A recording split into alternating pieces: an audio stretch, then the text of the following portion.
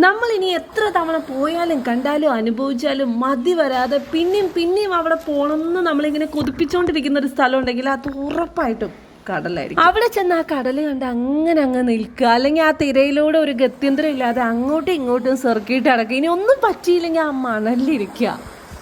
സ്വർഗം. ഒന്ന് ആലോചിച്ച് നോക്കിയാൽ നമുക്ക് ഫ്രീ ആയിട്ട് കിട്ടുന്ന തെറാപ്പി അല്ലേ ഇതൊക്കെ. പിന്നെ നമ്മളറിയാതെ തന്നെ നമ്മുടെ ഉള്ളിൽ ആ കുട്ടിതം പുറത്ത് ചാടുന്ന ഒരു സമയമാണ്. തിരകൾക്ക് വന്ന് മാച്ച് കളയാൻ പാകത്തിന് കരയിൽ എന്തെങ്കിലും എഴുതി പിടിപ്പിച്ചിട്ട് തിര വന്ന് മായ്ക്കുന്നത് എക്സൈറ്റഡ് ആയിട്ട് കാത്തു നിൽക്കുന്ന പലരും ഇപ്പോഴും ഇല്ലേ. ചുരുക്കി പറഞ്ഞാൽ ഫ്രീ ഓഫ് കോസ്റ്റിൽ നമ്മുടെ കുട്ടിത്തത്തിലേക്കോ കുട്ടിക്കാലങ്ങളിലേക്കോ ഉള്ള ഒരു ടൈം ട്രാവലർ അല്ലേ ഈ കടലുകൾ. സന്ദർഭം ഏതുമായിക്കോട്ടെ ഒഴിച്ചുകൂടാനാവാത്ത ഒന്നാണല്ലോ ഫുഡ്.